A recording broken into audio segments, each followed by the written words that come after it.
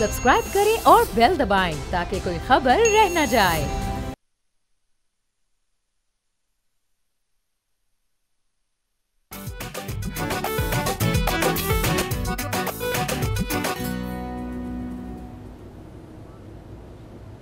अस्सलाम वालेकुम। बोलो जनाब, मैं बहुत बहुत खुश आमदीद। मैं हूँ असद निज़ामी, मेरे साथ हैं अली आफ्ताब। सर क्या हाल है? सर हाल अच्छे हैं और एक अच्छी खबर है। वो खबर ये है कि जो हमारी फाइनेंस मिनिस्ट्री है उन्होंने कहा है कि पाकिस्तान से एक ताइफा जा रहा है अमेरिका, जो कि वहाँ पर निगोशिएट करेगा अमेरिका के साथ जो हम पे टैरिफ लगा है। हमने आपको याद होगा कि जुम्मे वाले दिन बड़ी तफसीली बात की थी, लेकिन हमने आपस में की थी। आज हमने सोचा कि उस पर एक एक्सपर्ट को भी ले लें फाइनेंस के, वो भी हमें ज्वाइन कर लेंगे। सो बुनियादी बात ये है कि उसी के ऊपर मिफ्ता साहब की भी एक बड़ी अच्छी टेक थी। मिफ्ता साहब ने कहा कि जी हमें जो टैरिफ हैं, जो जाहिर है हमने भी तो एक अमेरिका पे टैरिफ लगाया हुआ है ना, तो जिसके मुकाबले में उन्होंने अब हम पे टैरिफ लगाया है, तो हमें अपना टैरिफ फौरी तौर पर तब्दील करने की ज़रूरत नहीं है। वो कहते हैं उसकी वजह ये है कि अब अगर हम रेसिप्रोकल टैरिफ की वजह से आज अपना टैरिफ बदलते हैं तो इससे बाकी दुनिया ये सोचेगी कि अच्छा पाकिस्तान के ऊपर तो फिर टैरिफ लगाना चाहिए, क्योंकि ये फौरी तौर पर फिर अपना बदलते हैं। तो ये हमें नहीं करना चाहिए। ऑन दी अदर हैंड उनका कहना ये था कि ऐसी चीज़ें जो हम दूसरे मुल्कों से मंगवाते हैं, अगर हम उनको अमेरिका से मंगवाना शुरू कर दें तो फिर होगा ये कि जो ट्रेड डेफिसिट है अमेरिका की नज़र में हमारे साथ, वो ज़रा कम हो जाएगा, तो शायद उस वजह से हमारी वो टैरिफ बेहतर कर दें। अब यही सारी निगोशिएशन है जो कि पाकिस्तान करने जा रहा है। और उसमें जिस तरह से उन्होंने एक कमोडिटी का तो जिक्र कर भी दिया, उन्होंने कहा कि जी इस दफ़ा आपकी गंदम जो है वो आपको बाहर से इंपोर्ट करनी पड़ेगी, तो वो आप यूक्रेन से या रशिया से करने के बजाय अमेरिका से करें। सो इस तरह के सारे मशवरे जो हैं, मतलब वो भी एक्स मिनिस्टर रह चुके हैं फाइनेंस के, और भी लोगों की तरफ से आ रहे हैं, तो इस पर हमें मजीद देखने की जरूरत है। सर देखिए, ये अगेन जैसे हमने उस दिन भी बात की थी जुम्मे के रोज़ कि ये सॉर्ट ऑफ हम नो मैंस लैंड में है, क्योंकि ये रेसिप्रोकल किस्म के टैरिफ्स जो हैं ये डोनाल्ड ट्रंप के ऊपर, ये तो देखें ना इंटरनेशनल ममालिक तमाम जो हैं वो इसके ऊपर अपनी अपनी पॉलिसीज़ देख रहे हैं। इसका एक इफेक्ट अमेरिका को भी तो होना है, तो उनकी इंटरनल जो सारे मामलात हैं वो भी अब मंजरे आम पे हैं, वो भी डिस्कस हो रहे हैं। बहुत लोग इन पॉलिसी से डिसएग्री कर रहे हैं, जैसे पाकिस्तान इनको एक मुस्बत तरीके में टेक कर रहा है। तो इसलिए हमने फिर आज का शो जो है, हमने पहला अपना एटलीस्ट जो सेगमेंट है उसके अंदर हमने सोचा कि हम किसी एक्सपर्ट को बुलाएं जो ज़रा फाइनेंस को हाथ पर मेरे से यकीनन बेहतर समझते हैं, ताकि वो एक्चुअली ले डाउन करें कि ये सारा आगे होने को क्या जा रहा है। तो हमें ज्वाइन किया है अता अली मलिक साहब ने, जो कि एक फाइनेंस एक्सपर्ट हैं। उनसे बात करते हैं। आपको मेरी आवाज़ आ रही? अस्सलाम वालेकुम। जी सर, आपको मेरी आवाज़ आ रही है? जी जी, आपकी आवाज़ आ रही है। तो थोड़ा आप ना ज़रा थोड़ा ऊंचा बोले तो आई थिंक ठीक आ जाएगी और मज़ीद आवाज़। हेलो जी, आपको आवाज़ आ रही है? जी। अच्छा सर, हमने जो ट्रंप टैरिफ्स हैं उसके ऊपर हमने सोचा आज आपकी हम टेक लें। तो एक तो देखें ना, अंदाजे जो चल रहे हैं लोगों के कि जी ये हो जाएगा, हम यहाँ कर लेंगे। फाइनेंस डिवीज़न का एक अपना मौक़िफ़ है, former finance minister Miftah Ismail साहब का एक अपना मौक़िफ़ है। तो एक्चुअली जो ले ऑफ द लैंड है वो हम चाह रहे हैं पाकिस्तान के नज़रिए से बताएं कि ये आया एक जो इसके ऊपर एक मुस्बत एंगल लिया जा रहा है हुकूमत का, वो आया ठीक है, प्रीएम्प्टिव है, या फिर इसके कुछ मनफी असर भी हैं पाकिस्तान के लिए? अच्छा, हुकूमत का मुझे लग ये रहा है कि एंगल लिया ही नहीं जा रहा।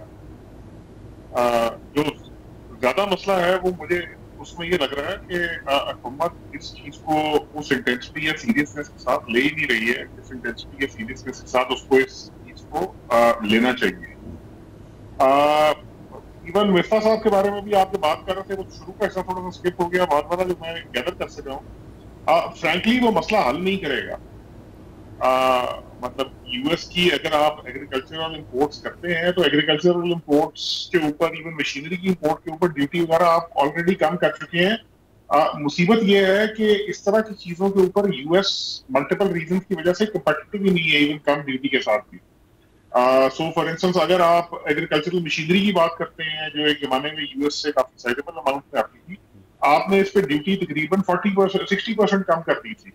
आई थिंक अगर मैं गलती पे नहीं हूँ तो 25% से आपने इसको 10% कर दिया था। लेकिन हुआ ये है उसके बावजूद भी कि आपको एक तो यूएस की मशीनरी एग्रीकल्चरल वैसे ही थोड़ी सी ज्यादा एक्सपेंसिव है, दूसरा फ्रेट कॉस्ट वगैरह डाल के आपको ये बेलारूस के चाइना या इस तरह की कंपैरेटिव इंपोर्ट्स के मुकाबले में वो अभी भी महंगी पड़ेगी। सो इशू वो नहीं है। आपको ये समझने की जरूरत है कि आपके ऊपर देखें, India runs a much larger trade surplus with US compared to Pakistan. मतलब हमारा तो सारा ट्रेड सरप्लस यूएस के साथ तो $5-6 बिलियन का है। इंडिया का तो मतलब हम सैकड़ों बिलियन में बात करते हैं। तो सोचने की और समझने की जरूरत यह है कि ऐसे हो क्यों रहा है। उसकी वजह यह है कि वो चीजें जो यूएस से आपके यहाँ इंपोर्ट हो सकती हैं और जिसमें यूएस आज भी कंपेटिटिव है, आपने उनको बहुत ज्यादा अबनॉर्मली हाई रेट पर टैक्स किया हुआ है, टैरिफ उसके ऊपर लगाए हुए हैं। उसकी एक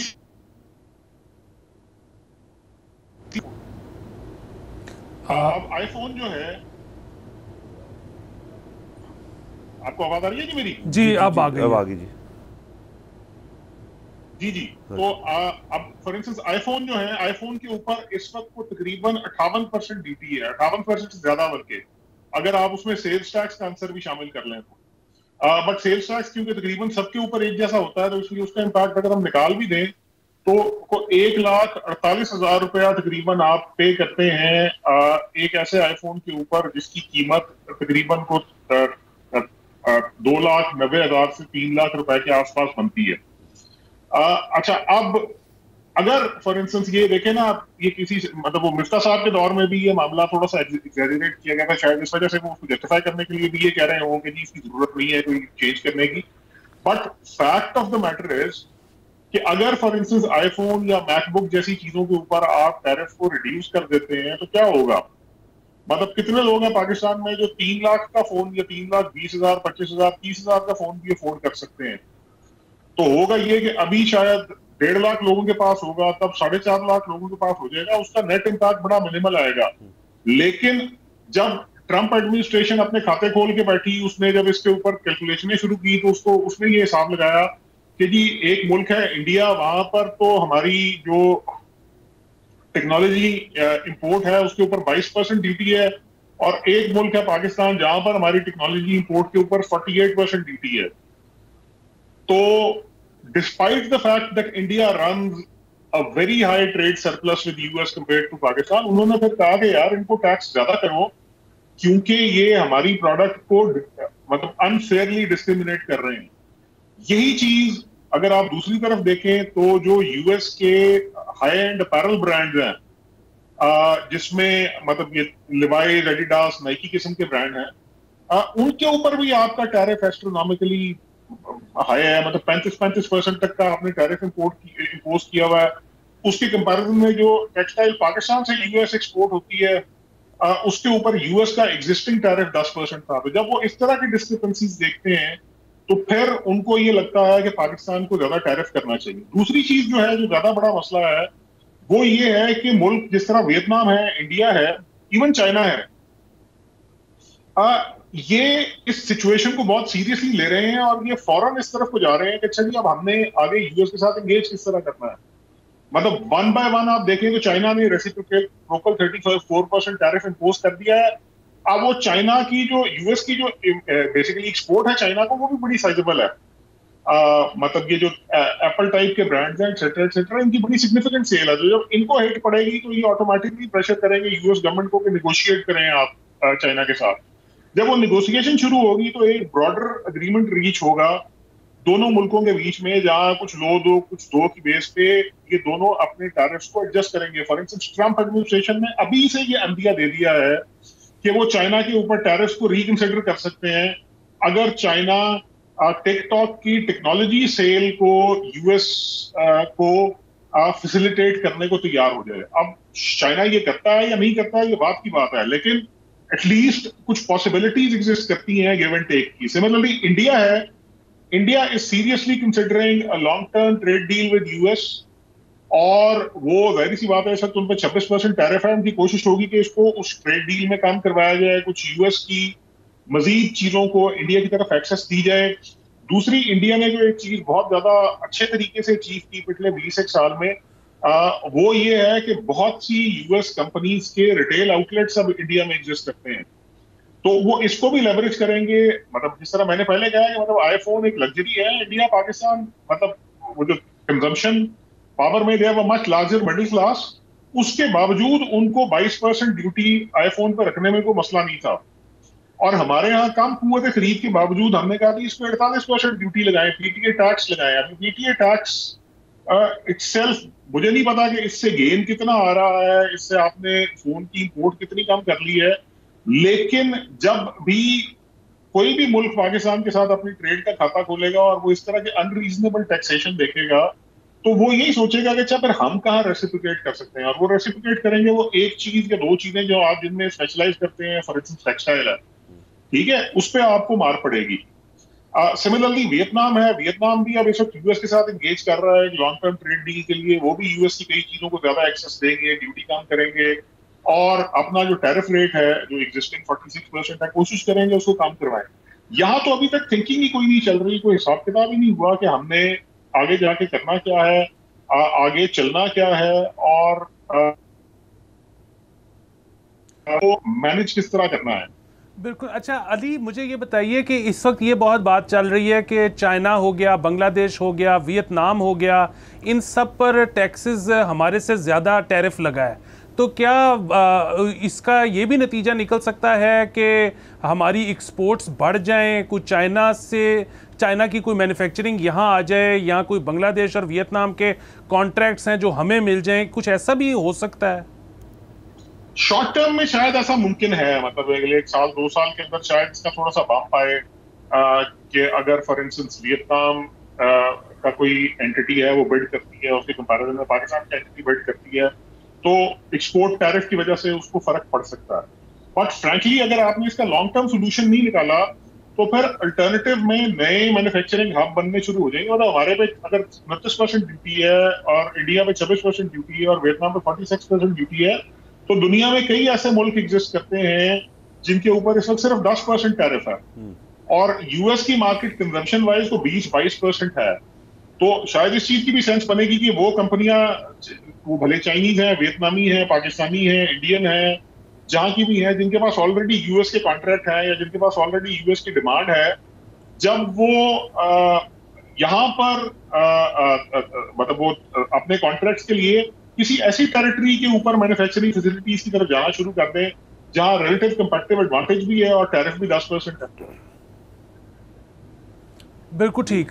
अच्छा एक और चीज़ आप ये बताइए कि मतलब हम बार बार बात कर रहे हैं पाकिस्तान के कॉन्टेक्स्ट में या चाइना के कॉन्टेक्स्ट में, बात ये है कि अमेरिका ने जो ये किया है, अक्सर लोग कह रहे हैं कि जी बड़ा गलत अपने साथ कर लिया है, अपने आप को बहुत नुकसान पहुंचाएंगे।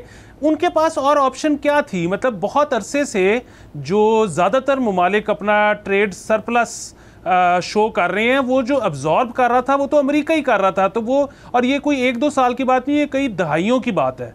तो कभी ना कभी तो मार्केट ने अपने आप को करेक्ट करना था।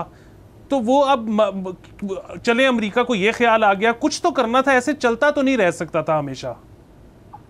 अच्छा उसमें अली ये है कि जहां पर होता है ना ट्रेड डेफिसिट या ट्रेड सरप्लस होता है, ये कोई सखावत वगैरह की वजह से नहीं होता। मतलब ये अंडरलाइंग आपका कंपैरेटिव एडवांटेज होता है जो डिटरमिन कर रहा होता है कि कौन किसको कितना बेच सकता है और कौन किसको मजबूरन खरीदना पड़ेगा। मसलन हमको बहुत ज्यादा कंपैरेटिव इकोनॉमी नहीं है, हमें ज्यादा इंपोर्ट ही करनी पड़ेगी, हम कुछ बना ही नहीं सकते, हमारी कैपेसिटी नहीं है, ना हमारे पास वर्कफोर्स कैपेबिलिटी है, स्किल है, ना हमारे पास दूसरे फैक्टर ऑफ इकोनॉमी है जिसमें हमारा कैपिटल एडवांटेज हो। इवन एग्रीकल्चर में भी हम अपना कंपैरेटिव एडवांटेज जैसे हम देख रहे हैं तो पिछले 12-15 साल में ग्रेजुअली यूज करते जा रहे हैं। तो यही हाल अमेरिका के साथ हुआ, वेस्ट पूरे के साथ नहीं हुआ, यूरोप के साथ एक्चुअली अमेरिका से ज्यादा स्टार्क तरीके से ये चीज स्टार्क रियलिटी फेस करनी पड़ी यूरोप को ये। और उसकी वजह ये कि यूरोप का जो कंपैरेटिव एडवांटेज था वो प्राइमरली बेस कर रहा था कॉलोनाइजेशन के ऊपर, और जब वो कॉलोनीज उनके हाथ से निकलना शुरू हुई तो उनके लिए फिर मतलब जो रॉ मटेरियल और दूसरी चीजें नॉन कंपैरेटिव होना शुरू हो गई। तो वो चीजें जो यूरोपियन यूरोप में बनाया करते थे वो एशियंस ने एशिया में बनाना शुरू कर दी। और बेसिकली जो रियल वेल्थ ट्रांसफर है यूरोप से एशिया की तरफ जो पिछले 20-30-40 साल में हमने देखा है, वो मतलब सबसे ज्यादा आई थिंक ह्यूमन हिस्ट्री में से ज्यादा वेल्थ ट्रांसफर कभी भी, रियल वेल्थ ट्रांसफर कभी भी नहीं हुई है। यही मसला अमेरिका के साथ हुआ। अमेरिका के साथ बेसिकली मसला ये हुआ कि अमेरिका में जब एक आप कहते हैं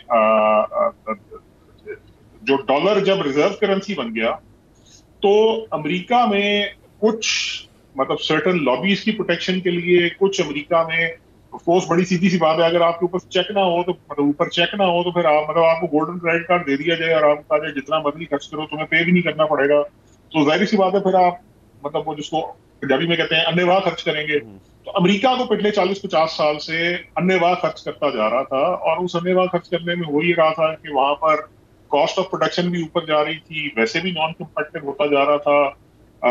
इवन बहुत सी इंडस्ट्रीज के अंदर जो स्किल इकोसिस्टम है उसमें भी वो चाइना या जापान या साउथ कोरिया या वियतनाम इस तरह के मुल्कों के साथ लैग करता जा रहा था। तो जो बेसिकली प्रोडक्शन है वो अमेरिका से ग्रेजुअली शिफ्ट करती जा रही थी। अब हुआ ये है कि वो प्रोडक्शन शिफ्ट करने की वजह से और ये चीज मतलब बहुत मतलब जिसको कहते हैं ना, इसको समझना कोई इतना आसान नहीं है, लेकिन ग्रेजुअली अगर आपने एक सस्टेनेबल मिडिल क्लास रखनी है, मतलब मिडिल क्लास शायद पता नहीं ये कोई मुनासिब टर्म हो या ना हो, मगर अगर आपने एक बेसिक डिसेंट लिविंग अपनी पॉपुलेशन के एक बहुत लार्जर सेगमेंट को देनी है, तो वो और उसके लिए आपको रियल वेल्थ जनरेशन चाहिए।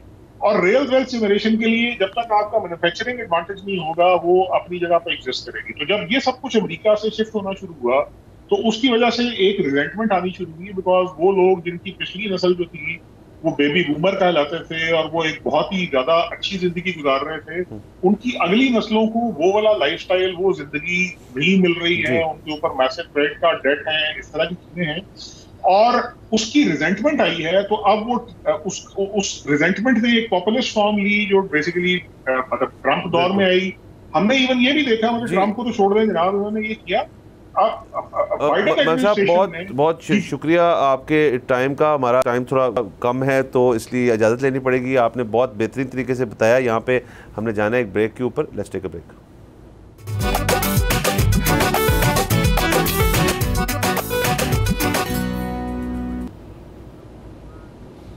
Welcome back from the break. आप देख रहे हैं बोलो जनाब। सर आगे चलते हैं प्लीज़। क्रिकेट के ऊपर सर बात करना बहुत ज़रूरी है। न्यूजीलैंड ने सर हमें खैर से वाइट वॉश किया और उसके ऊपर ज़ाहिर है बड़ी फीलिंग्स है सर लोगों के दिलों में, लेकिन खुशदिल शाह से ज़्यादा फीलिंग्स जो हैं वो बड़े कम लोगों में। एक वाक़या सर पेश आया उस मैच के बाद, जब ये हो जाता है कि हमने कई दफ़ा देखा है कि फ़ैन्स जो हैं ज़रा एक्साइटेड होते हैं, फ़ैन्स ज़रा इमोशनल होते हैं और उनकी फिर मोटिवेशंस जो हैं वाज़े हो जाती हैं। अब लाहौर और पाकिस्तान के बेसिकली स्टेडियम जो उनके अंदर तो ये इस किस्म के वाक़यात हम कम इस वजह से देखते हैं कि एक आदतन क्राउड का और जो प्लेयर्स होते हैं उनमें एक जान के एक डिस्टेंस रखा होता है। अब तो खैर वो डिस्टेंस बढ़ा दिए गए। बाकी दुनिया के जो स्टेडियम्स उनके अंदर तो आपके तकरीबन बाउंड्री के पीछे एक ओपन लॉन्स भी होते हैं सॉर्ट ऑफ के जी, जिनके ऊपर लोग लेट्स के मैच देख सकते हैं। बॉलें जो हैं वो बड़ी करीब आपके आ रही होती हैं, तो पॉइंटर्स की इंटरेक्शन बड़ा फेस टू फेस होता है। तो इसी तरह की चीज़ पेश आई कि किसी फ़ैन ने खुशदिल शाह को कुछ कहा जो चीज़ उनको नहीं, ज़ाहिर क्रिकेट में तनकीद करेंगे, कोई ज़ाती मामला तो नहीं होंगे कि अब ज़ाहिर है वो फिर लेकिन पर्सनल हो गए, ये हमें बताया जा रहा है उसके अंदर। तो खुशदिल शाह साहब जो हैं उन्होंने फिर रिएक्ट कर दिया और वो तस्वीरात भी अभी ऑडियंस ने देखी हैं कि उसके अंदर नज़र ये आ रहे थे कि वो काफ़ी जज्बाती हो गए थे और वो तकरीबन मतलब किसी किस्म का गुत्तम गुत्ता होने की मतलब चीज़ नज़र आ रही है कि वो कर रहे थे। तो फिर ज़ाहिर है वहाँ सिक्योरिटी होती है, टीम के मैनेजर्स होते हैं जो फिर प्लेयर को जाके ठंडा कर देते हैं। मुझे याद है इंजमामुल हक साहब तो बल्ला लेके पहुँच गए थे एक प्लेयर के पास, फ़ैन के पास सॉरी, और वो काफ़ी प्रॉब्लमेटिक था। तो वो दौर और था, आज और है। अब इसके ऊपर आईसीसी, पीसीबी और सारे जो बोर्ड्स हैं वो बड़ी एक कड़ी नज़र रखते हैं और इसके बाद फ़ाइन्स भी होते हैं। अब पीसीबी ने ऑब्वियसली कहा है कि इसके ऊपर हम एक इन्वेस्टिगेशन करके इसके ऊपर फ़ाइन्स भी नाफिज करेंगे और एक डिटेल्ड किस्म की बात होगी उसके ऊपर। तो ये सर सारा वाक़या पेश आया, लेकिन ये सर जन्म देता है इस गुफ्तगू को कि एक स्पोर्ट्समैन जो होता है वो फिर उसके मतलब जज्बात जो होते हैं वो फिर एक आम शख्स से ज़्यादा ही होंगे जो वो स्पोर्ट्समैन बन गए, तो वो फिर काबू रखना भी एक स्पोर्ट्समैन का ही बस की बात होती है। जी सर बिल्कुल। अभी ये जो मामला है ऑन गोइंग है, उसकी वजह ये है कि इन्वेस्टिगेशन जारी हैं, मुतज़ाद रिपोर्ट्स आ रही हैं। शायद ये फ़ैन नहीं थे। अच्छा। शायद ये जो है इनका ताल्लुक़ अफ़गानिस्तान से था। अच्छा। ये पाकिस्तानी नहीं थे। अगेन मुतज़ाद रिपोर्ट्स हैं। तो अभी जैसी क्लैरिटी आएगी पता लग जाएगा। अब अगेन उन्होंने एग्जैक्टली क्या कहा, उन्होंने परफॉर्मेंस पे बात की या उन्होंने कोई पर्सनल बात की, हम नहीं जानते। इन एनी केस देखिए, बुनियादी बात यह है कि आपने वो जिक्र किया इंजमाम वाले वाक़े का, उसमें तो हमें पता है कि वो शख्स जो है वो क्या कह रहा था, वो उनके बेसिकली बॉडी शेमिंग कर रहा था जिसकी वजह से ये हुआ। अच्छा, उसके अलावा आज से कुछ दिन पहले, कुछ महीनों पहले आपको याद होगा वर्ल्ड कप के दौरान हारिस रऊफ़ का वाक़या पेश आया। अच्छा, और वो वाक़या जो है वो मेरे ख्याल में इन दोनों वाक़यात से ज़्यादा संगीन था। वो तो बाहर था स्टेडियम से, वो पब्लिक प्लेस में था, पब्लिक प्लेस में था और उनकी फैमिली के हमरा था, मतलब जो हारिस रऊफ़ थे अपनी वाइफ के साथ थे, तो वो इनसे ज़्यादा संगीन मामला था। लेकिन हमने तब भी यही कहा था और अब भी यही कह रहे हैं कि प्लेयर को रिस्ट्रेन करना चाहिए। उसकी एक वजह है, देखिए इसमें कोई शक नहीं कि anybody can get under your skin, और वही वाली बात कि मतलब आपकी परफॉर्मेंस से हट के अगर कोई ज़ाती नौयत की बात कर रहा है, आपके साथ फैमिली मौजूद है, बहुत सारे और मामलात होते हैं, आपको अग्रेशन आप आ सकता है आप में। लेकिन मेरा सवाल वही है, वो ये है कि वो जिस शख्स ने इंजमाम को बुरा भला कहा, जिसने हारिस रऊफ़ को कहा, जिसने खुशदिल शाह को कहा, इन लोगों के नाम क्या हैं किसी को नहीं पता। What have they got to lose? Exactly हाँ, सेलिब्रिटी कौन है? सेलिब्रिटी ये है। सो बुनियादी बात ये है कि बहुत इन्होंने कोई बुरी बात की होगी इस शख्स ने, जिसकी वजह से खुशदिल शाह को गुस्सा आया। लेकिन अगर खुशदिल शाह इस पर गुस्से पर काबू पा लेते तो आज फाइन भी ना हो रहा होता, बात ही ना हो रही होती। वो जो एक बड़ा मशहूर जो है ना कॉल है कि जंगल में मोर नाचा किसने देखा, तो बात वही है कि जो सेलिब्रिटी करेगा वो सबको पता लगेगा। एक कॉमन आदमी ने क्या कह दिया, क्या सुन लिया, उसको आप दरगुजर करके आगे निकल जाओ, कभी किसी को पता ही नहीं चलेगा कि बात हुई क्या। सो मैं यही कह रहा हूँ कि कसूर चाहे फैन का था, प्राइस पे करनी पड़ेगी खुशदिल शाह को। सो इसलिए सेलिब्रिटीज़ को अपने आप को ठंडा रखना चाहिए। बिल्कुल सर, ये इसको मतलब अंग्रेजी में कहते हैं the price of being famous. आपकी फेम की भी एक कीमत अदा करनी पड़ती है। अनफॉर्चुनेट बात है ये। आप देखें ना, एक तरफ तो हम ये इनको देखते हैं जो हमारे सेलिब्रिटीज़ हैं, बाकी आप बॉलीवुड में चले जाएँ, आप हॉलीवुड चले जाएँ, जो एक्टर्स बेसिकली होते हैं, जो वर्ल्ड रिनाउंड एक्टर्स हैं, पापराट्जी जो होती है, जो बेसिकली आपकी तस्वीरात जो है पब्लिक स्पेस में खींचना चाहते हैं और आपकी इन्वेजन करते हैं आपकी प्राइवेट स्पेस की, आपकी फैमिलीज़ के साथ, बच्चों के साथ, उनकी तो काफ़ी दफ़ा हुई है लड़ाई। और लेकिन देखिए ना, वो एक्टर्स जो है जो कैमरा स्नैच कर लेते हैं या किसी किस्म का उसके ऊपर तशद्दुद कर जाते हैं, वो फिर उस सोसाइटी के अंदर और उस फ्रेटर्निटी के अंदर जो है उनकी वो बुरे ही बन जाते हैं उसके बाद। हालांकि बिल्कुल गलती उनकी नहीं थी। कोई आप किसी अपने पर्सनल किसी दुकान से बाहर आ रहे हैं या अपने घर से बाहर निकले, किसी ने आपके मुंह के ऊपर कैमरा रख दिया कि मैं आपकी तस्वीर लूँगा क्योंकि मेरा हक है ये, तो अगला बंदा गुस्सा करेगा ऑब्वियसली। भाई वापस आप खुशदिल शाह साहब पे आए, तो अब अगेन मैं मानता हूँ कि क्रिकेट जो है अगेन एक इस किस्म की स्पोर्ट है जिसके अंदर आपको ज़रा टेंशन्स जो हैं वो रेज़ हो जाती हैं, और फिर मतलब ऑन पिच इतना कुछ हो जाता है तो ऑफ पिच फिर बंदा एक्सपेक्ट नहीं करता ये चीज़ हो। लेकिन देन अगेन फिर ये एक लूजिंग साइड थी, ये मैचेस पर मैचेस हार रहे थे, कुछ मैचेस बहुत बुरी तरह हारे हुए थे, वो भी एक इमोशनल चीज़ होती है। मुल्क से आप पे इतनी तनकीद हो रही हो, आप फिर उसके बाद ये एक शख्स जो है जिसे आप कह रहे हैं कि शायद वो एक अफगानी थे या जो जिस भी नेशनलिटी के थे, that is irrelevant, but again आपको ये सारी चीज़ें एड अप करती हैं और फिर आपका ब्रेकिंग पॉइंट आता है। अब अगेन वो जो कामनेस है वो हम यहाँ पे आप और मैं बात करें वो ठीक है, हम बड़ी आसानी से कह सकते हैं, पर वो सेंटिमेंट समझना भी एक बड़ी मुश्किल चीज़ है। लेकिन दैट बीइंग सेड, फिर आपकी उसकी जो प्राइस पे करनी पड़ती है वो एक मामला है जो आपको देखना पड़ेगा। और फिर खुदा न खास्ता आप अगर लेबल हो जाए कि यार ये बड़ा हॉट हेड है, ये बड़ा ना ये गुस्सा कर जाता है, इसका शॉर्ट टेम्पर्ड है, जो मेरे ख्याल में आमिर सुहेल साहब के साथ एक बात मुंसलिक बड़ी देर से रही है, लेकिन अगेन वो किसी वजह से रही होगी ना, शायद वो ऐसे ना हो, लेकिन वो आपके ऊपर एक जगह आपको एक वो उस किस्म का आपको दबा लग जाता है, तो then you are treated in that capacity, जो कि आपके फाइन से ज़्यादा लॉन्ग लास्टिंग चीज़ होती है। बिल्कुल। एक तो जो है ना फैंस को समझने की बहुत ज़्यादा ज़रूरत है कि क्रिकेट जो है ना वो तो उसमें तो बहुत चेक्स एंड बैलेंसेस हैं। मतलब बात ये है कि अगर कोई खिलाड़ी अच्छा नहीं खेलता, कोई टीम अच्छा नहीं खेल रही, वो खिलाड़ी रिप्लेस हो जाते हैं। मतलब अब तो आप ये देखें कि मतलब बाबर और रिजवान जैसे प्लेयर्स जिनकी बहुत रिप्यूट है, बड़े लेजेंड्स माने जाते हैं, वो T20 से निकाले गए हैं। तो मतलब फिर वही बात है कि और तो कोई खिलाड़ी क्या ही अपनी जगह रख सकता है परफॉर्म किए बगैर। एक तो ये चीज़ है। दूसरी चीज़ ये है कि अगर कोई बंदा ज़ाती नौयत की बात कर रहा है, कोई रेशल बात कर रहा है, तो उसमें तो वैसे ही वो एक ऐसी चीज़ है ना कि वो तो आप मतलब फ़ैन हो या नहीं हो, मतलब वो तो आपको करनी ही नहीं चाहिए। उसमें तो मतलब फैंस को ये भी सोचना चाहिए कि अगर ये बात रिकॉर्ड हो जाती है, देखिए आजकल हर वक्त तरफ कैमरा फिर रहा होता है, अगर वहाँ पे कोई एक स्पेक्टेटर साथ था जिसका कैमरा उस वक्त ऑन था और वो बात रिकॉर्ड हो गई जो इस फ़ैन ने या जिसने भी खुशदिल शाह को की और वो को रेसिज्म पर मबनी बात थी, तो ये शख्स कैंसिल हो जाएगा सारी ज़िंदगी के लिए, इसको नौकरियां मिलनी मुश्किल हो जाएंगी। मतलब जो आपको याद है कि मतलब बहरहाल थोड़ा बहुत तो डॉक्यूमेंट्री ये कैमरे पे है ना ये वाला वाक़या। इसी तरह हारिस वाली जो वीडियो थी उसकी भी तस्वीरें थी, अगर वीडियो होती और वो शख्स आइडेंटिफाई हो जाता, उसको आगे फ्यूचर में नौकरियां ना मिलती। हाँ जी। सो फैंस को जो है ये बहुत जो है खातिर में रखनी चाहिए बात कि आपके मुंह से भी निकला हुआ लफ्ज़ अगर पकड़ा गया तो उसके बड़े रेपरकशंस हो सकते हैं।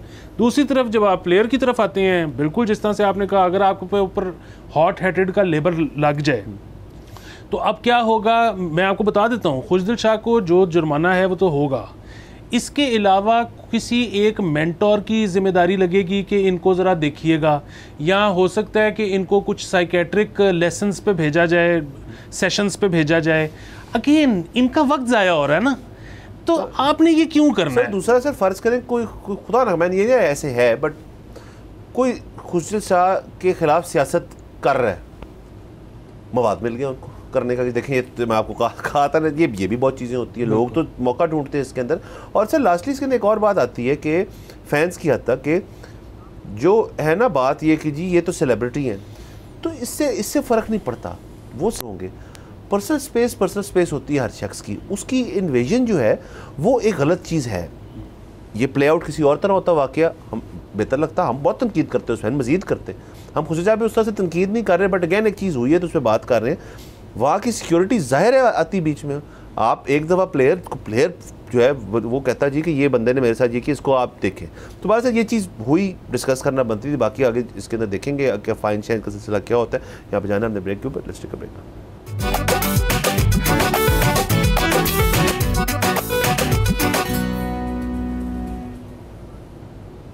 Welcome back from the break. आप देख रहे हैं बोलो जनाब। सर आगे चलते हैं प्लीज़। सर स्पोर्ट्स का जिक्र चल रहा था तो मैंने कहा एक आपको बेहतरीन खबर बताऊं सर।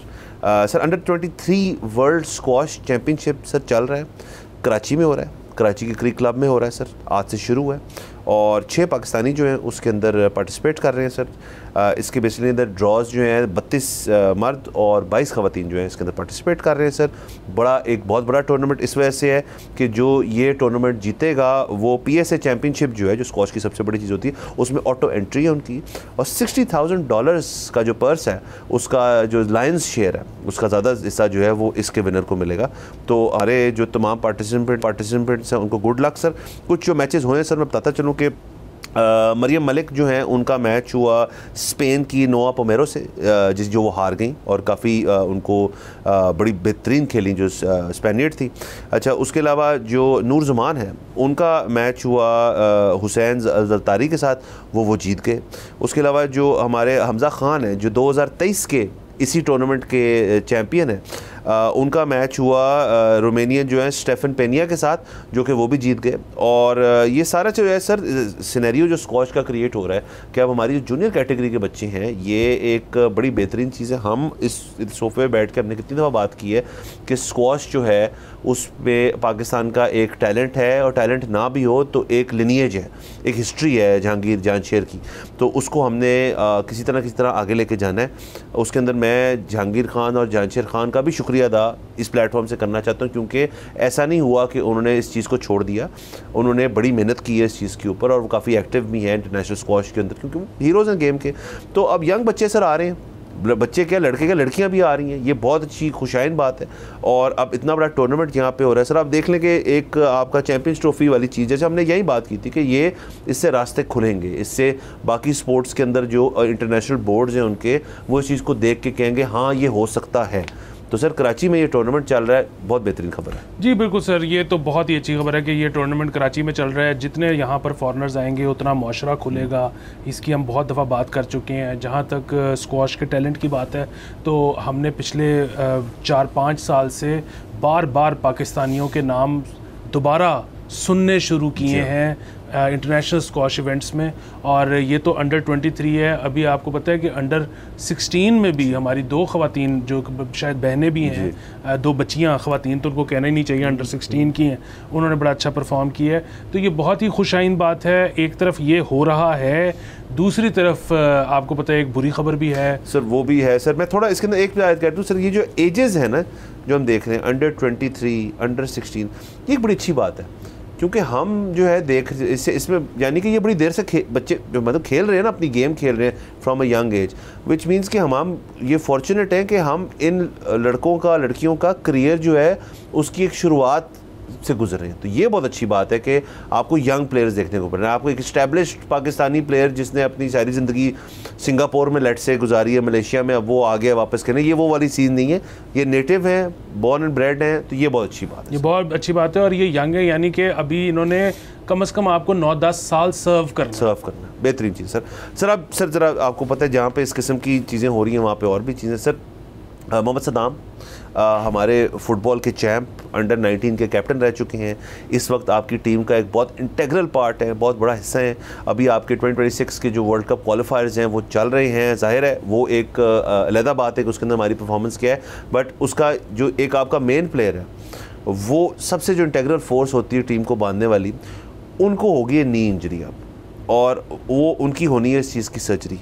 और ये अनफॉर्चुनेट चीज़ से पता चली इसके अंदर कि वो सर्जरी जो है वो अगेन कॉम्प्लेक्स होती है। एक स्पोर्ट्समैन की सर्जरी जो है उसके अंदर फिर बहुत और चीज़ें आती हैं उसके अंदर कि उस नी को अगर वो इंजर हो गया तो आपने उसकी रिपेयरिंग भी उस नज़रिए से करनी है ऑर्थोपेडिक सर्जन ने कि भाई इसने वापस गेम में जाना है।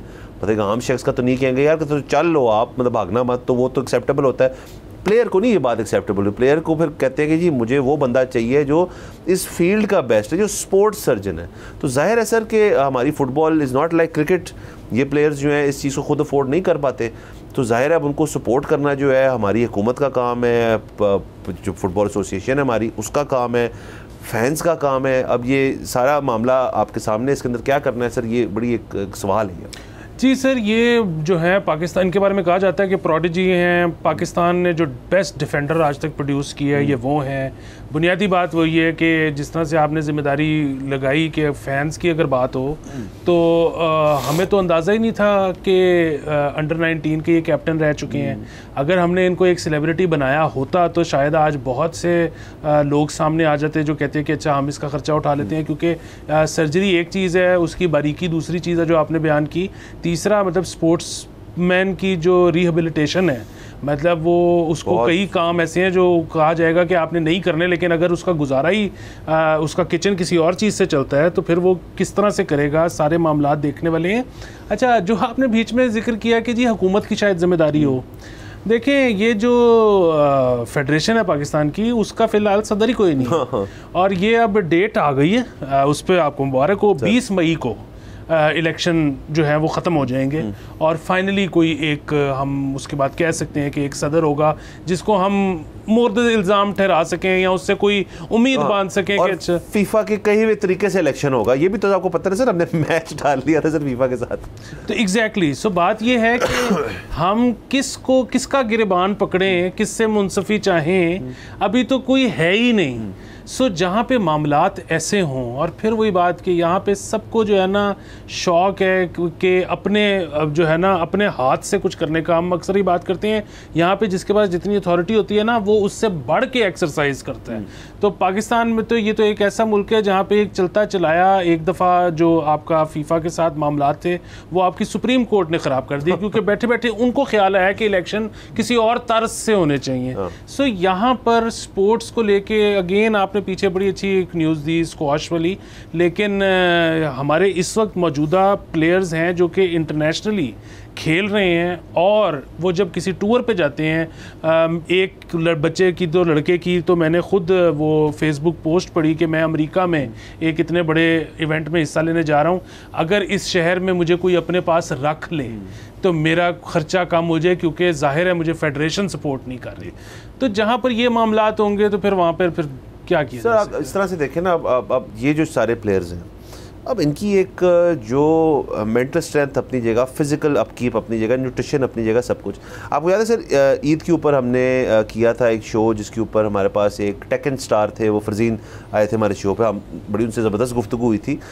अब ये अगर सदाम एक चीज़ देख रहे हो या यंगस्टर्स देख रहे हो कि यार सदाम के साथ ये हुआ है, हमारे शो से चले फ़र्ज़ करें, फरजीन जो है वो कह रहा है कि मैं जा रहा हूँ जापान और मैं वहाँ जाके खेलने लगा हूँ गेम और मेरा लाइफस्टाइल भी ठीक है, मतलब वो ही is earned decent amount of money for the, 22 साल का वो लड़का था।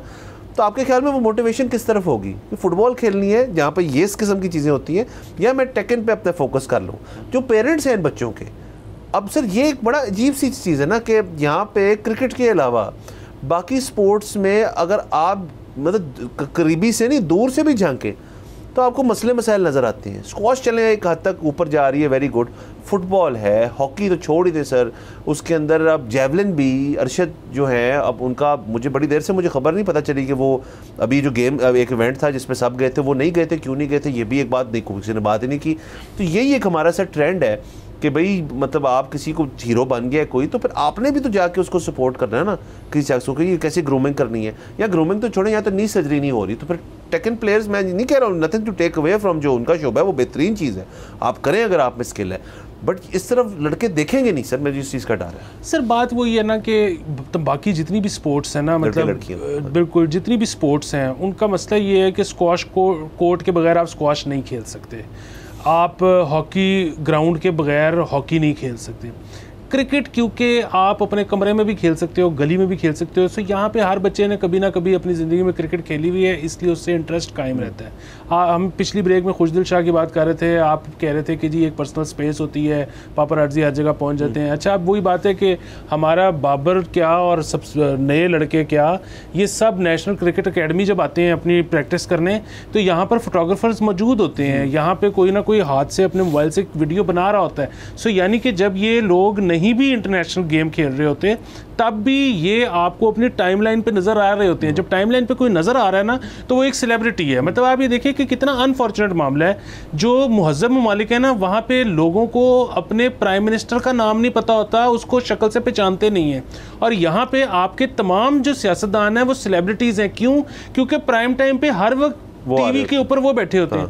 अच्छा, अब बात ये आपने कहा जी कि आपका अरशद नदीम जो है ये सिंस ये उसके बाद कोई टूर्नामेंट खेला है कि नहीं खेला हमें नहीं पता। मुझे ये बताएं कि किसी ने कवर किया है कि वो प्रैक्टिस भी कर रहा है कि नहीं कर रहा, मतलब वो जाके जेवलिन आजकल फेंक भी रहा है कि नहीं फेंक रहा, अगर नहीं फेंक रहा तो क्यों नहीं फेंक रहा, अगर वो प्रैक्टिस करने गया था किसी ने उसकी कवरेज क्यों नहीं की? क्योंकि अगेन इंटरेस्ट ही नहीं है। और वो मैं समझता हूँ सर, आप बच्चों को जब तक ग्राउंड या मौके खेलने के नहीं देंगे, एक स्पोर्ट जो आपने बचपन में खुद नहीं ना खेली हुई, मतलब आप मुझे कहें कि मैं F1 में अपना इंटरेस्ट डेवलप कर लूँ, नहीं हो सकता।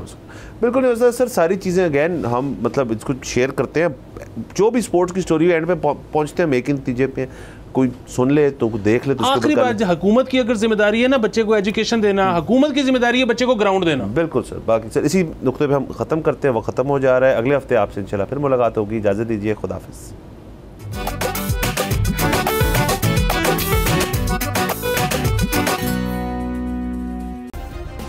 सब्सक्राइब करें और बेल दबाएं ताकि कोई खबर रह न जाए।